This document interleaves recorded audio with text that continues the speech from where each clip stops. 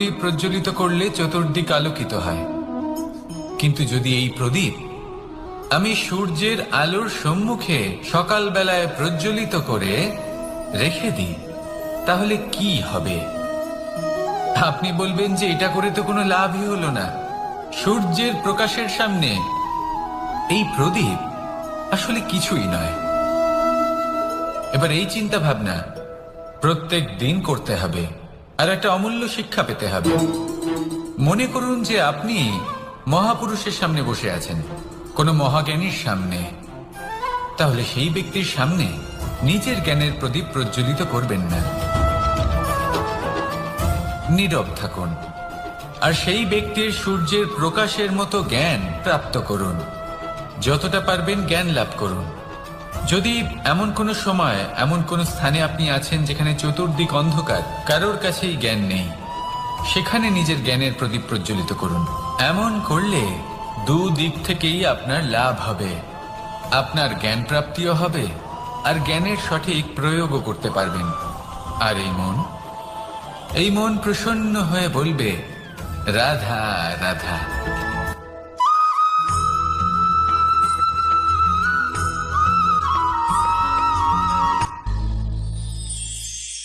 শিশিরের বিন্দু পাতার ওপর পড়ে আর তার গায়ে লেগে থাকে।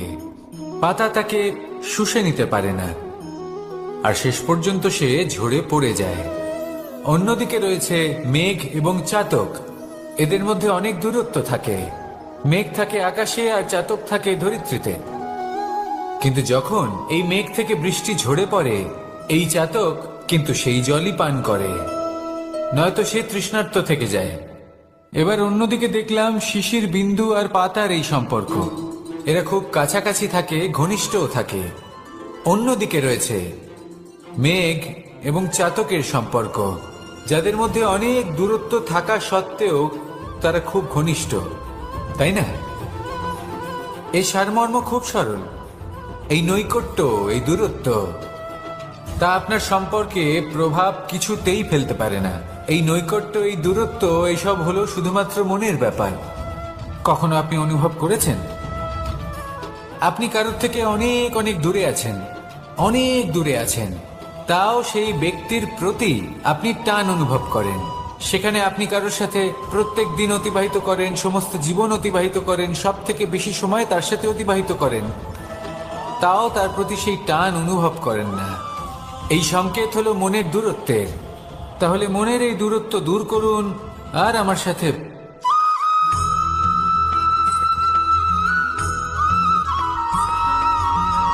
এই সংসারে কোনো বস্তু হোক বা ব্যক্তি হোক, তার একার গুরুত্ব কিন্তু খুব বেশি নয়। একটা উদাহরণ হিসেবে বৃষ্টির ফোঁটাকে ভেবে দেখুন। যদি একটি বৃষ্টির ফোঁটা হয় তাহলে তার খুব বেশি গুরুত্ব থাকে না, কিন্তু যখন সহস্র বৃষ্টির ফোঁটা মেঘের মধ্যে দিয়ে ঝরে পড়ে, তখন সেটা বর্ষার রূপ ধারণ করে। সেই বর্ষা যা এই প্রকৃতিকে শান্ত করে। সেইভাবেই পাথরের ছোট টুকরো, তার খুব বেশি গুরুত্ব থাকে না, কিন্তু যখন অসংখ্য পাথরের টুকরো একত্রিত হয় তখন তা পর্বতের আকার ধারণ করে। সেইভাবেই কিছু মানুষ যখন একত্রিত হন তখন তৈরি হয় পরিবার। কিছু পরিবার যখন একত্রিত হয় তখন তৈরি হয় সমাজ। যখন অনেক সংখ্যক সমাজ একত্রিত হয় তখন তৈরি হয় রাজ্য। এবার এই রাজ্যের সব থেকে গুরুত্বপূর্ণ ব্যক্তি হতে পারেন রাজা, কিন্তু তাও সেই রাজা একা কিছু করতে পারেন না। যুদ্ধ লড়ার সময় তারও নিজের সৈন্যদলকে প্রয়োজন পড়ে। কিন্তু এই সংসারে এমন একজন ব্যক্তি আছেন যিনি একাই সব কাজ করতে থাকেন, এবং সেই ব্যক্তি হলেন মা। আমাদের জীবনে একজন পিতার ভূমিকা কিন্তু নিঃসন্দেহে অমূল্য, কিন্তু আমাদের সকলের জীবনে যে ভূমিকা একজন মায়ের, তা অন্য কারোর থাকে না। একজন মা একাই সন্তানকে বড় করতে পারেন, সংস্কারী করে তুলতে পারেন, তার জন্য পরিশ্রম করেন। আর এত কিছু কাজ করার পরেও তার কাজের জন্য তিনি প্রশংসা অবশ্য পান না। উল্টে যদি সেই সন্তান অনুচিত পথে চালিত হয়, অনুচিত কর্ম করে, তখন সেই মাকেই অপবাদের পাত্র হয়ে উঠতে হয়। আমাদের জীবনে মায়ের যোগদান কতটা সেটা বুঝুন। আপনাকে বড় করে তোলার জন্য উনি কতটা পরিশ্রম করেছেন সেটা বুঝুন। আজ থেকে, এখন থেকে, এই মুহূর্ত থেকে মাকে সম্মান করতে শিখুন। যখন সময় পাবেন, যখন সুযোগ হবে, তখন তার প্রশংসা করুন। ওনারও ভালো লাগবে। আর মায়ের এই মমতার জন্য, তার এই ভূমিকার জন্য আসুন সবাই মিলে আমরা তাকে প্রণাম করি আর সকলে মিলে ভালোবেসে বলি, রাধা রাধা।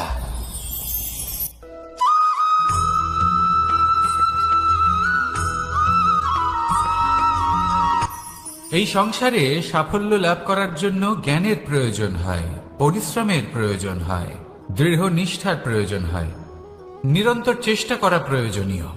কিন্তু আরো কিছু আছে যা অত্যন্ত প্রয়োজনীয় এবং গুরুত্বপূর্ণ। তা হলো ভালো বন্ধু। তাদের থাকা অত্যন্ত প্রয়োজনীয়। যদি ভালো বন্ধু থাকে তাহলে সময় এলে তারা ঢাল হয়ে আপনাকে সুরক্ষা করবেন। সময় এলে অস্ত্রের মতো শত্রুকে সংহারও করবেন। যদি তিনি জ্ঞানী হন, তাদের মধ্যে সদ্গুণ থাকে, তাহলে এই সব গুণ আপনার মধ্যেও প্রবেশ করবে। তাহলে সাফল্যের জন্য ভালো বন্ধু পাওয়া অত্যন্ত প্রয়োজনীয়। কিন্তু শুধু বন্ধু কেন, ভালো শত্রুও থাকা প্রয়োজনীয়। এবার আপনি ভাববেন, আমি কি বললাম? যদি আপনার জীবনেও ভালো অর্থাৎ শক্তিশালী শত্রু থাকে, তাহলে আপনিও শক্তিশালী হতে থাকবেন। এই শত্রু আপনাকে প্রেরিত করবে আরো বেশি শক্তিশালী হয়ে ওঠার। কখনো কোনো হরিণকে দেখুন, তীব্র গতিতে দৌড়তে থাকে। কেন তীব্র গতিতে দৌড়য়? এই কারণে নয় যে কোথাও তার জন্য মধুর ঘাস অপেক্ষা করে রয়েছে, না। সে এই কারণে তীব্র গতিতে দৌড়য় কারণ সেটা না করলে তার পেছনে একটি সিংহ আছে যে ওকে নিজের ভোজন করে ফেলবে। তাই জীবনে বিপদ, সংকট, এই সবকিছুও হলো অত্যন্ত গুরুত্বপূর্ণ। তার সম্মুখীন হতে শিখুন আর আমার সাথে ভালোবেসে বলুন, রাধা রাধা।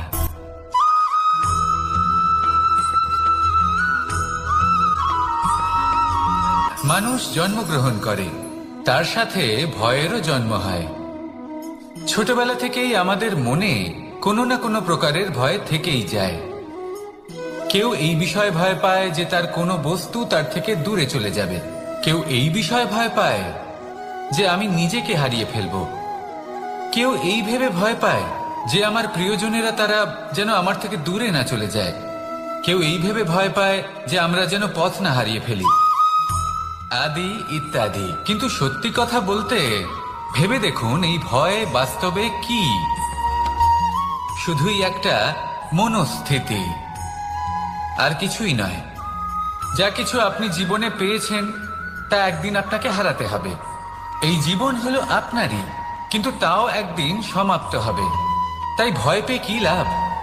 এই ভয় শুধু আপনাকে জীবন যাপন করা থেকে বাধা দিচ্ছে, আর কিচ্ছু নয়।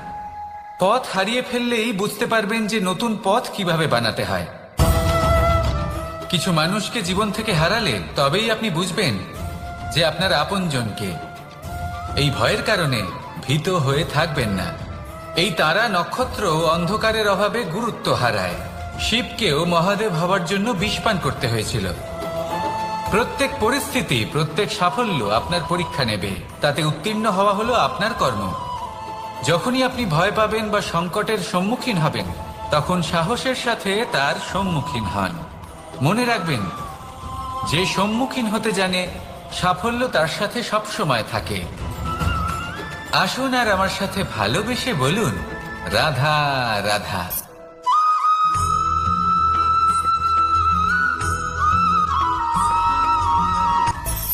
মানুষের মধ্যে একটা বিচিত্র প্রবৃত্তি থাকে, অন্য সকলের বিষয়ে, তাদের জীবনের বিষয়ে, তাদের ব্যক্তিত্বের বিষয়ে, তাদের ভবিষ্যতের বিষয়ে অনুমান করা। এটা হলো অনুচিত। কারোর অতীতকালকে দেখে লোকে ভবিষ্যৎ বলে দিতে পারেন, বর্তমানকে দেখে ভবিষ্যতের বিষয়ে অনুমান করে ফেলেন। উদাহরণ দিতে হলে বলবো, কোনো দাসকে দেখুন, ওকে দেখে লোকে বলে যে ওর ভবিষ্যৎ সেটাই হতে পারে, অনুমান করে ফেলেন। আর এই রাজাকে দেখুন, উনি তো কত সুখী হবেন। উনি তো জগতের সব থেকে অধিক সুখী মানুষ।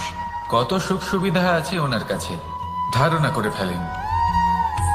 তবে সত্য তো এটাই যে কারোর ব্যক্তিত্বের বিষয়ে, তাদের ভবিষ্যতের বিষয়ে আপনি পূর্ণ সত্য কখনোই বলতে পারবেন না, শুধু অনুমান করতে পারবেন।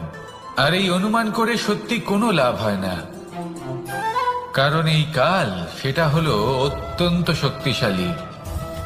কালো থেকে কালোতর কয়লাকেও হিরেতে পরিণত করতে পারে, অনেক বড় বড় রাজাকেও বিদূষক বানিয়ে ফেলতে পারে এক মুহূর্তেই। তাহলে আপনি অনুমান করে কি লাভ? কি পেলেন অনুমান করে? সেই জন্য কারোর বিষয়ে কোনো অনুমান করবেন না, তার ভবিষ্যতের বিষয়ে অনুমান করতে যাবেন না, কারোর বিষয়ে কোনো ধারণা করে নেবেন না। কিছু করতে হলে ভালোবাসুন, সবার মধ্যে ভালোবাসা ছড়ান, সবার মধ্যে ধন্যাত্মক ভাব ছড়ান। এই মন প্রসন্ন হয়ে বলবে রাধা রাধা।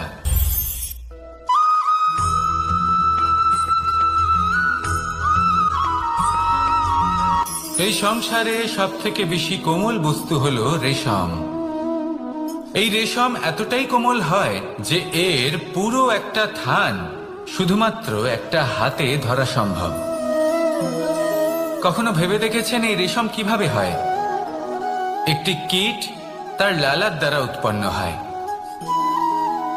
এই কীট সেই রেশমকে পাক দিতে থাকে, পাক দিতেই থাকে, আর আস্তে আস্তে তার মধ্যেই জড়িয়ে পড়ে।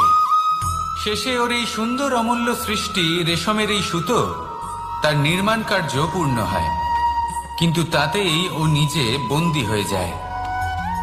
নিজেরই মায়াজালের এই বন্দী গৃহে নিজেই ফেঁসে যায়। এবার এই সুতোকে ব্যবহারযোগ্য করে তোলার জন্য এই কীটগুলিকে এই কবচের সাথেই ফুটন্ত জলে ফেলে দেওয়া হয়। এই সংসারে যদি আমাদের স্বপ্ন এই সংসারের দুঃখ হরণ করার জন্য, এই সংসারে সুখ বিতরণ করার জন্য হয়, তবেই আমাদের প্রগতি সম্ভব। যদি আমাদের এই স্বপ্ন শুধুই আমাদের এবং আমাদের স্বার্থ সিদ্ধির জন্য হয়, তাহলে এই স্বপ্ন আমাদের অন্ধ করে দেবে, আমাদের অন্ধকারের পথে নিয়ে যাবে, আর আমরাও সেই কীটের মতো হয়ে যাব। নিজেদেরই মায়াজালে আমরা নিজেই ফেঁসে যাব, আর শেষে আমরা যদি কিছু লাভ করি তা হবে একাকিত্ব, অন্ধকারময় মৃত্যু। তাই স্বপ্ন অবশ্যই দেখুন, কিন্তু এমন ভাবে স্বপ্ন দেখবেন না যে তার এই বন্দিগৃহে আপনি নিজেই ফেঁসে গেলেন। স্বপ্ন দেখুন পরোপকার।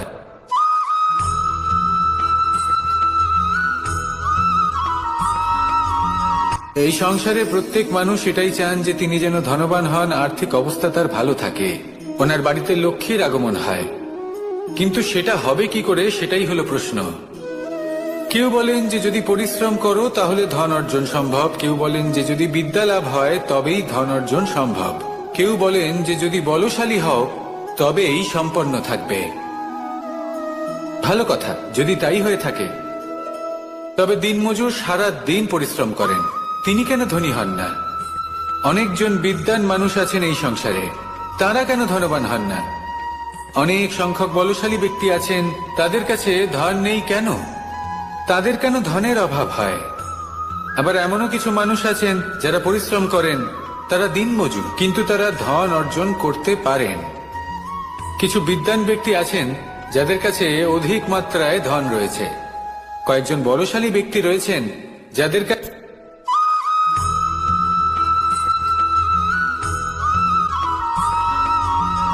পিতা আর পুত্রের সম্পর্ক অত্যন্ত মধুর হয়ে থাকে। পিতা স্বপ্ন দেখেন, তাকে পূর্ণ করার সকল সম্ভাব্য চেষ্টা করেন, কিন্তু তাও অনেক সময় ওনার স্বপ্ন অপূর্ণ থেকে যায়। তখন পিতা ভাবেন যে স্বপ্ন উনি পূর্ণ করতে পারেননি, ওনার সন্তান তা অবশ্যই পূরণ করবে। যে স্থানে উনি কখনো পৌঁছতে পারেননি, সেই স্থানে ওনার পুত্র অবশ্যই পৌঁছবে। পিতা নিজের সন্তানের ভবিষ্যৎ নিয়ে সেই স্বপ্ন দেখেন, আর যখন সেই সন্তান সামনে এগোতে থাকে তখন তার দুঃখ হয় না, বরং গর্ব হয়। ওনার ভালো লাগে এটা দেখে যে ওনার সন্তান অনেক উন্নতি করছে। কিন্তু যখন সন্তান নিজের অভিভাবকের শক্তি দেখে, তার যশ দেখে হিংসা করতে থাকে, সমস্যা সেইখানেই শুরু হয়। সেই জন্য সকল সন্তানকে এটা মনে রাখতে হবে, দেখুন, পুত্র হবার সুবাদে, এক সন্তান হবার সুবাদে এটা হলো আপনার অধিকার যে আপনি আপনার পিতার থেকে বেশি উন্নতি করবেন। আপনার পিতাও এটাই চান, কিন্তু সুস্থভাবে এটা করুন। একটা রেখা টেনে নিন যাতে আপনি তাতে এগোতে পারেন আর আপনার পিতার তাতে গর্ববোধ হয়, আর সেই বিষয়ে দুঃখ না হয় যে আমার সন্তান আমাকেই ছোট করার চেষ্টা করছে। ইতিহাস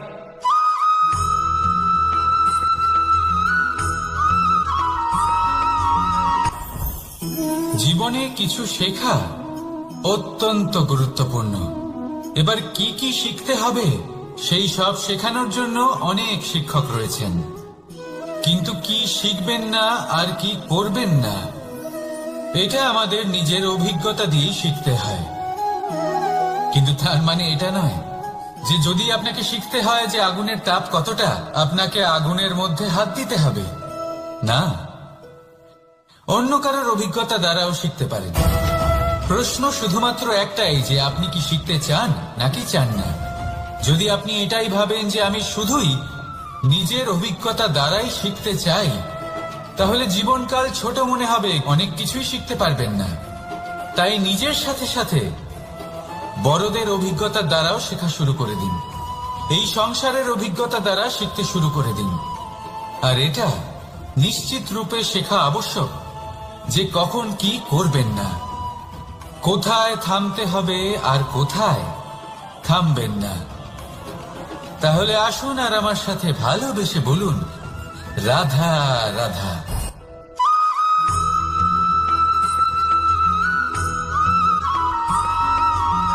এই সংসারে সব থেকে বেশি কোমল বস্তু হলো রেশম। এই রেশম এতটাই কোমল হয় যে এর পুরো একটা থান শুধুমাত্র একটা হাতে ধরা সম্ভব। কখনো ভেবে দেখেছেন এই রেশম কিভাবে হয়? একটি কীট তার লালার দ্বারা উৎপন্ন হয়। এই কীট সেই রেশমকে পাক দিতে থাকে, পাক দিতেই থাকে, আর আস্তে আস্তে তার মধ্যেই জড়িয়ে পড়ে। শেষে ওর এই সুন্দর অমূল্য সৃষ্টি রেশমের এই সুতো তার নির্মাণ কার্য পূর্ণ হয়, কিন্তু তাতেই ও নিজে বন্দী হয়ে যায়। নিজেরই মায়াজালের এই বন্দী গৃহে নিজেই ফেঁসে যায়। এবার এই সুতোকে ব্যবহারযোগ্য করে তোলার জন্য এই কীটগুলিকে এই কবচের সাথেই ফুটন্ত জলে ফেলে দেওয়া হয়। এই সংসারে যদি আমাদের স্বপ্ন এই সংসারের দুঃখ হরণ করার জন্য, এই সংসারে সুখ বিতরণ করার জন্য হয়, তবেই আমাদের প্রগতি সম্ভব। যদি আমাদের এই স্বপ্ন শুধুই আমাদের এবং আমাদের স্বার্থ সিদ্ধির জন্য হয়, তাহলে এই স্বপ্ন আমাদের অন্ধ করে দেবে, আমাদের অন্ধকারের পথে নিয়ে যাবে, আর আমরাও সেই কীটের মতো হয়ে যাব। নিজেদেরই মায়াজালে আমরা নিজেই ফেঁসে যাব, আর শেষে আমরা যদি কিছু লাভ করি তা হবে একাকিত্ব, অন্ধকারময় মৃত্যু। তাই স্বপ্ন অবশ্যই দেখুন, কিন্তু এমন ভাবে স্বপ্ন দেখবেন না যে তার এই বন্দিগৃহে আপনি নিজেই ফেঁসে গেলেন। স্বপ্ন দেখুন পরোপকার।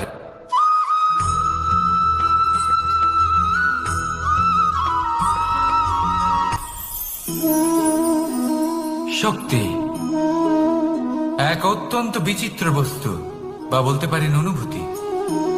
পিতা সবসময় চান যেন তিনি তার শক্তি পুত্রকে। আসুন আপনাকে সহজে বোঝাই। যদি আপনি সুপাত্র হন আর আপনাকে শক্তি দেওয়া হয়, তাহলে আপনি সেই শক্তির গুরুত্ব বুঝবেন, কোথায় সেই শক্তি প্রয়োগ করা উচিত সেটা বুঝবেন। আর এটা যেহেতু অর্জন করা শক্তি হবে, সেই শক্তির অপব্যবহার হবে না। কিন্তু যদি এই আপনি কুপাত্র হন আর যদি আপনাকে এই শক্তি দেওয়া হয়, তাহলে কি হবে?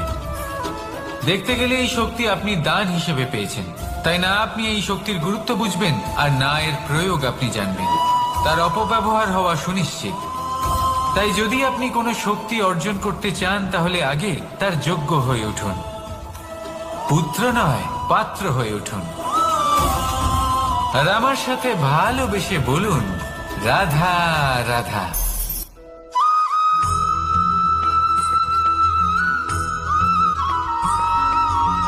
এই সংসারে প্রত্যেক মানুষ এটাই চান যে তিনি যেন ধনবান হন, আর্থিক অবস্থা তার ভালো থাকে, ওনার বাড়িতে লক্ষ্মীর আগমন হয়। কিন্তু সেটা হবে কি করে, সেটাই হলো প্রশ্ন।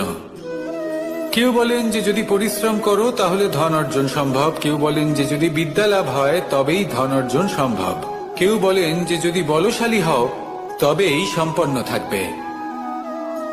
ভালো কথা, যদি তাই হয়ে থাকে, তবে দিনমজুর সারা দিন পরিশ্রম করেন, তিনি কেন ধনী হন না? অনেকজন বিদ্বান মানুষ আছেন এই সংসারে, তারা কেন ধনবান হন না? অনেক সংখ্যক বলশালী ব্যক্তি আছেন, তাদের কাছে ধন নেই কেন? তাদের কেন ধনের অভাব হয়? আবার এমনও কিছু মানুষ আছেন যারা পরিশ্রম করেন, তারা দিনমজুর, কিন্তু তারা ধন অর্জন করতে পারেন। কিছু বিদ্বান ব্যক্তি আছেন যাদের কাছে অধিক মাত্রায় ধন রয়েছে, কয়েকজন বলশালী ব্যক্তি রয়েছেন যাদের কাছে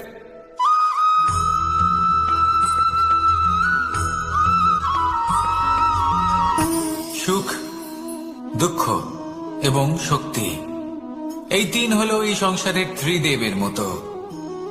আমাদের জীবনে যা কিছু ঘটছে এই তিনটির ভিত্তির উপরেই হচ্ছে।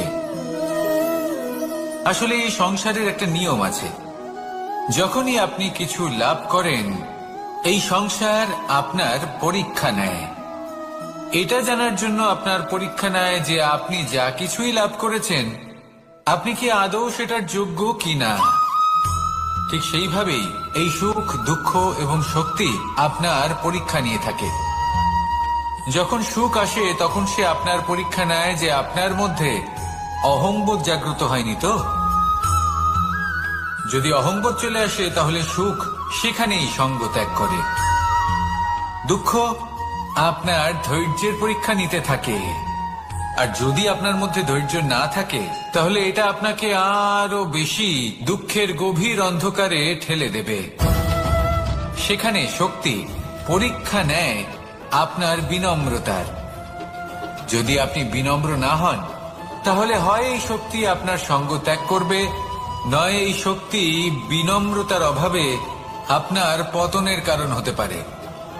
এই সংসারে যে কোনো ব্যক্তি যিনি এই পরীক্ষায় উত্তীর্ণ হয়ে থাকেন এই জীবনে তিনি সাফল্য লাভ করেন। আসুন আমার সাথে ভালোবেসে বলুন, রাধা রাধা।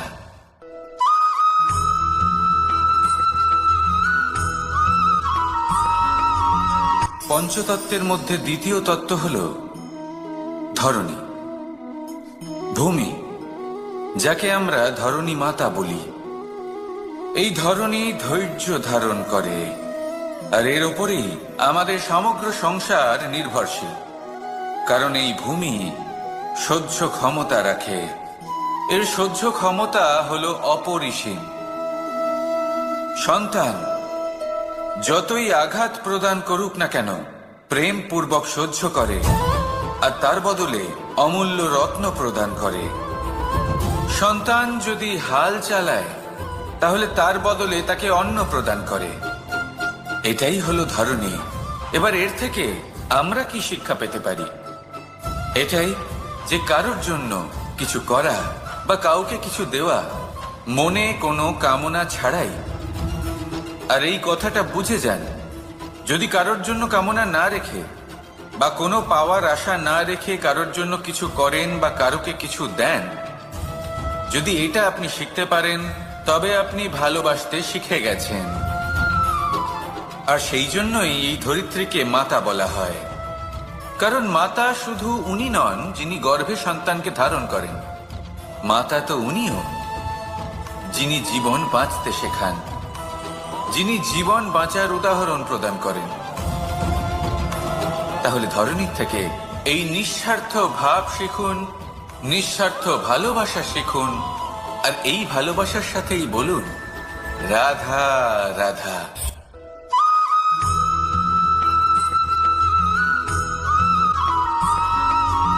মানুষ জন্মগ্রহণ করে, তার সাথে ভয়েরও জন্ম হয়। ছোটবেলা থেকেই আমাদের মনে কোনো না কোনো প্রকারের ভয় থেকেই যায়। কেউ এই বিষয়ে ভয় পায় যে তার কোনো বস্তু তার থেকে দূরে চলে যাবে। কেউ এই বিষয়ে ভয় পায় যে আমি নিজেকে হারিয়ে ফেলব। কেউ এই ভেবে ভয় পায় যে আমার প্রিয়জনেরা তারা যেন আমার থেকে দূরে না চলে যায়। কেউ এই ভেবে ভয় পায় যে আমরা যেন পথ না হারিয়ে ফেলি, আদি ইত্যাদি। কিন্তু সত্যি কথা বলতে ভেবে দেখুন, এই ভয় বাস্তবে কি? শুধুই একটা মনস্থিতি, আর কিছুই নয়। যা কিছু আপনি জীবনে পেয়েছেন তা একদিন আপনাকে হারাতে হবে। এই জীবন হলো আপনারই, কিন্তু তাও একদিন সমাপ্ত হবে। তাই ভয় পেয়ে কি লাভ? এই ভয় শুধু আপনাকে জীবন যাপন করা থেকে বাধা দিচ্ছে, আর কিচ্ছু নয়। পথ হারিয়ে ফেললেই বুঝতে পারবেন যে নতুন পথ কিভাবে বানাতে হয়। কিছু মানুষকে জীবন থেকে হারালে তবেই আপনি বুঝবেন যে আপনার আপনজনকে। এই ভয়ের কারণে ভীত হয়ে থাকবেন না। এই তারা নক্ষত্র অন্ধকারের অভাবে গুরুত্ব হারায়। শিবকেও মহাদেব হওয়ার জন্য বিষপান করতে হয়েছিল। প্রত্যেক পরিস্থিতি, প্রত্যেক সাফল্য আপনার পরীক্ষা নেবে। তাতে উত্তীর্ণ হওয়া হলো আপনার কর্ম। যখনই আপনি ভয় পাবেন বা সংকটের সম্মুখীন হবেন, তখন সাহসের সাথে তার সম্মুখীন হন। মনে রাখবেন, যে সম্মুখীন হতে জানে সাফল্য তার সাথে সবসময় থাকে। আসুন আর আমার সাথে ভালোবেসে বলুন, রাধা রাধা।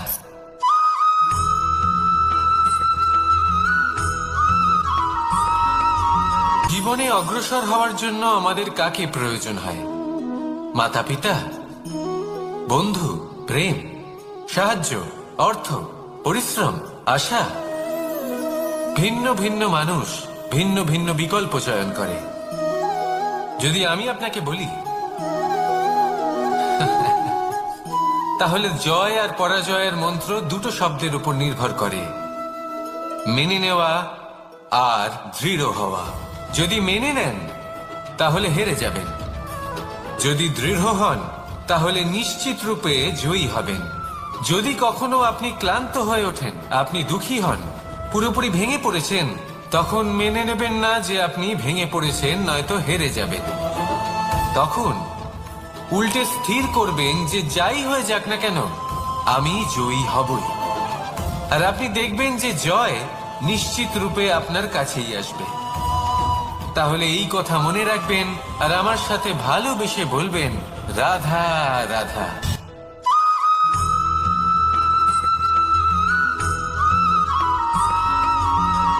এই সংসারে কোনো বস্তু হোক বা ব্যক্তি হোক, তার একার গুরুত্ব কিন্তু খুব বেশি নয়। একটা উদাহরণ হিসেবে বৃষ্টির ফোঁটাকে ভেবে দেখুন। যদি একটি বৃষ্টির ফোঁটা হয় তাহলে তার খুব বেশি গুরুত্ব থাকে না, কিন্তু যখন সহস্র বৃষ্টির ফোঁটা মেঘের মধ্যে দিয়ে ঝরে পড়ে, তখন সেটা বর্ষার রূপ ধারণ করে। সেই বর্ষা যা এই প্রকৃতিকে শান্ত করে।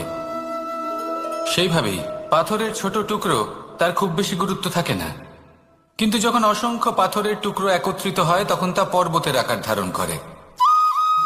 সেইভাবেই কিছু মানুষ যখন একত্রিত হন তখন তৈরি হয় পরিবার। কিছু পরিবার যখন একত্রিত হয় তখন তৈরি হয় সমাজ। যখন অনেক সংখ্যক সমাজ একত্রিত হয় তখন তৈরি হয় রাজ্য। এবার এই রাজ্যের সব থেকে গুরুত্বপূর্ণ ব্যক্তি হতে পারেন রাজা, কিন্তু তাও সেই রাজা একা কিছু করতে পারেন না। যুদ্ধ লড়ার সময় তারও নিজের সৈন্যদলকে প্রয়োজন পড়ে। কিন্তু এই সংসারে এমন একজন ব্যক্তি আছেন যিনি একাই সব কাজ করতে থাকেন, এবং সেই ব্যক্তি হলেন মা। আমাদের জীবনে একজন পিতার ভূমিকা কিন্তু নিঃসন্দেহে অমূল্য, কিন্তু আমাদের সকলের জীবনে যে ভূমিকা একজন মায়ের তা অন্য কারোর থাকে না। একজন মা একাই সন্তানকে বড় করতে পারেন, সংস্কারী করে তুলতে পারেন, তার জন্য পরিশ্রম করেন। আর এত কিছু কাজ করার পরেও তার কাজের জন্য তিনি প্রশংসা অবশ্য পান না। উল্টে যদি সেই সন্তান অনুচিত পথে চালিত হয়, অনুচিত কর্ম করে, তখন সেই মাকেই অপবাদের পাত্র হয়ে উঠতে হয়। আমাদের জীবনে মায়ের যোগদান কতটা সেটা বুঝুন। আপনাকে বড় করে তোলার জন্য উনি কতটা পরিশ্রম করেছেন সেটা বুঝুন। থেকে, এখন থেকে। এই মুহূর্ত থেকে মাকে সম্মান করতে শিখুন। যখন সময় পাবেন, যখন সুযোগ হবে, তখন তার প্রশংসা করুন। ওনারও ভালো লাগবে। আর মায়ের এই মমতার জন্য, তার এই ভূমিকার জন্য আসুন